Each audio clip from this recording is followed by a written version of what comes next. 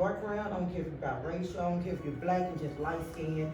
I don't care if you're a cute little white boy with freckles, pretty blonde hair, Spanish, wearing dress. That does not matter.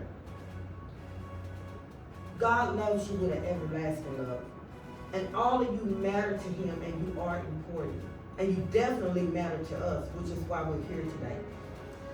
Don't let anybody tell you that it is not impossible for you to be the next president of the United States or future president. Don't let anybody tell you that you're not black enough. As long as you know who you are. I have to say that I feel blessed. I feel so blessed right now because I'm sitting in the room with our future that's making a stand, taking a stand right now. The words that I've heard y'all speak today, y'all have blown me away. I'm not joking. Y'all have absolutely blown me away. Just being here today says a lot. I don't even think you all know. I really don't. I don't think you all understand the magnitude of making an impact on other children's life. Like, that's along y'all, your ages, your race and everything. Just speaking up. And it's saying that, Hosanna, I know you've been quiet, and I wanted to ask you, like, do you have anything that you want to add to the conversation? Do you have any, black friends, or like, how does everything, or maybe what you've heard today, how do you feel? I feel like we shouldn't judge somebody by the color of their skin, but their heart, what's in their heart. You can't be like, I don't want to be friends with that person because they're black or they're Mexican or they're white. You have to be like, I'm gonna get to know them because they might not have other friends and you could impact them. And I want to say something when you're talking about Jesus, and I'm a big believer, a big follower of Christ, and if you're a lover of Jesus and you say you love the Lord, just think about who he was. He was a guy who hung out with everybody. He hung out with the tax collectors.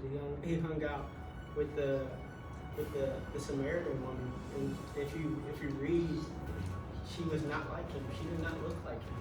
And he hung out with the drunks. He hung out with everybody. And that's why people didn't like who he was, because he defied the odds.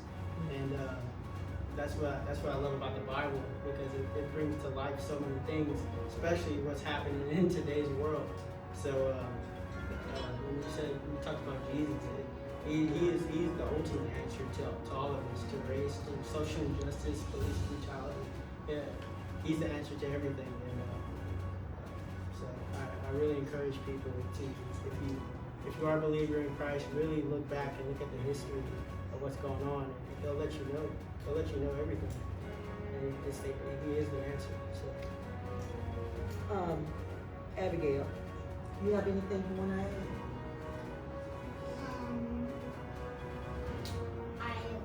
I really like how we're here today because this is a great day. Yes, it is. It is a great day. And it's a great day to be surrounded by all of you beautiful children. Okay?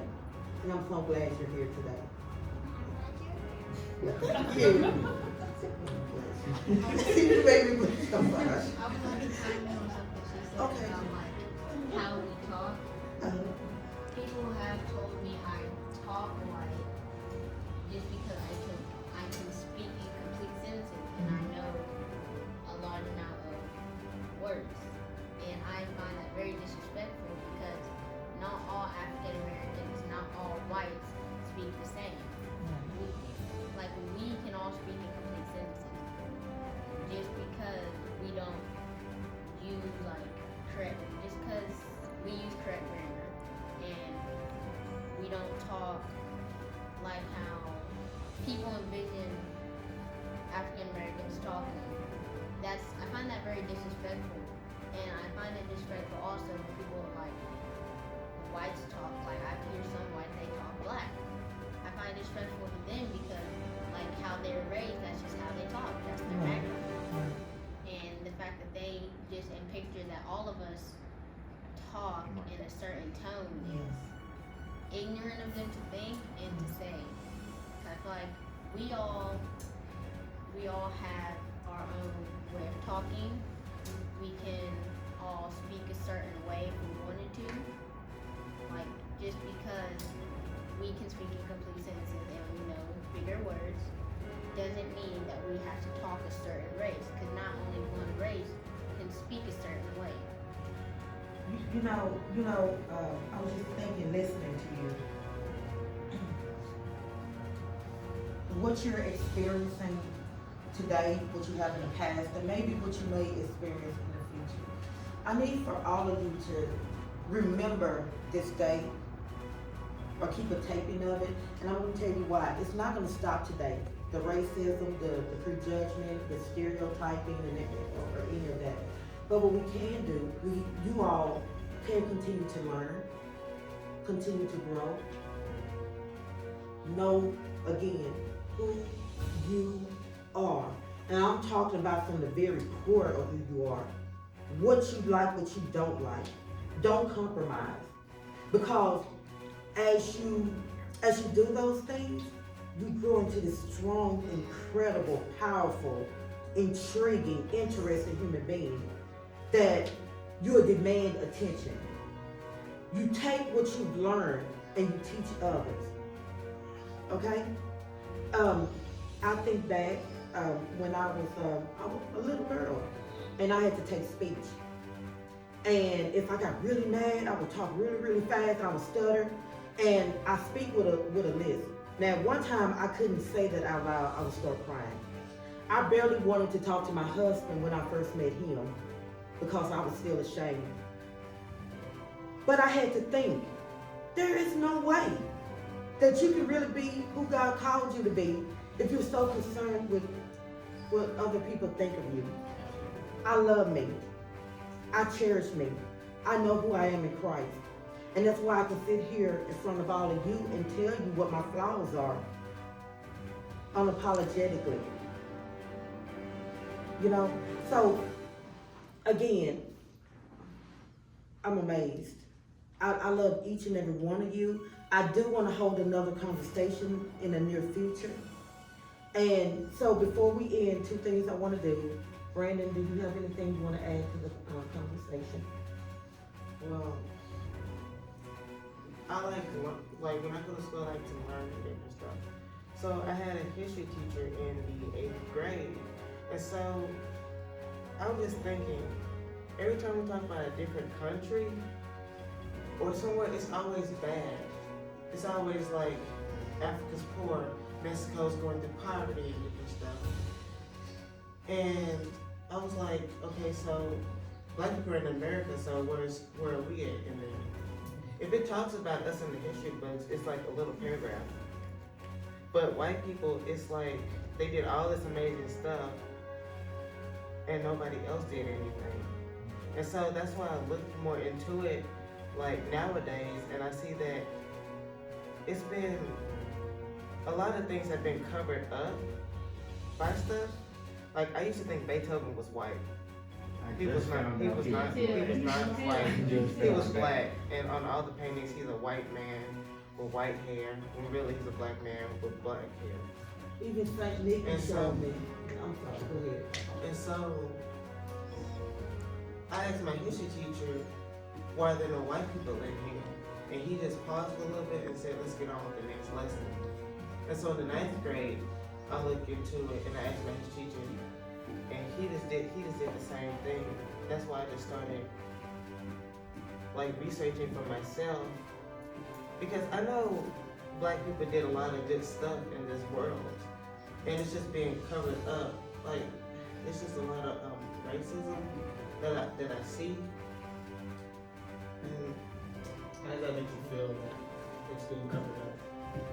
It makes me feel that like they're taking our credit for something they didn't do, kind of. Because if the black man created the light bulb, he's not presented in a textbook or anything. It could be, it's like somebody else did it, like, and then I asked my biology teacher, did black people do anything with experiments or anything that other people do? She said no. It's just mostly America did a lot of stuff. I'm glad you brought that up. My husband and I, we've been talking a lot about how blacks have made life easier for so many people. Like for an example, Mary Kenner, she actually invented the sanitary belt for women, you know, when they have their menstrual cycle. I'm not gonna go too much into that, you know, you guys. But do you all know that the company, and I forgot the name of it, they were actually interested in her invention. But when they found out she was African American, they rejected her invention.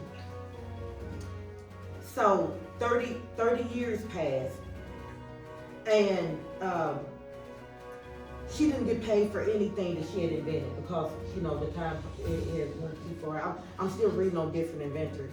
But my point is, we are a part of royalty. We're a part of greatness. We are. And so I want to encourage all of you today. I'm doing my research, and actually we're going to have another meeting later. Blacks have done a lot of great things. Okay?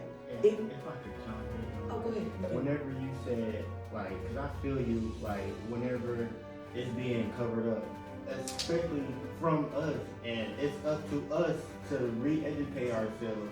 And yeah, that's what It is. that's what it's gonna have to come down If we to. would take time out, and I'm just gonna be honest with you guys, okay? If we would just take time out, step away from that television. If we would take time out, step away from the phones, from the games, and just allocate 30 minutes a day. Read up on somebody black. You'll be surprised that even a black inventor created peanut butter. We have a young lady, I forgot her first name, last name is Jordan. She created a machine for black women to be able to rod their hair all at one time and put finger waves. She was cooking a roast one day, and she used the rods from the equipment that was on the roast to create this. She was also rejected because she was African American. Now there's much more to the story, okay? There's much more to her. And what I'm doing is I'm actually reading, I'm studying, and I'm putting together paperwork. So even if it's a miniature one, we'll have our own portable Black History Museum. Because I want you all to know that you are not inferior to any other race.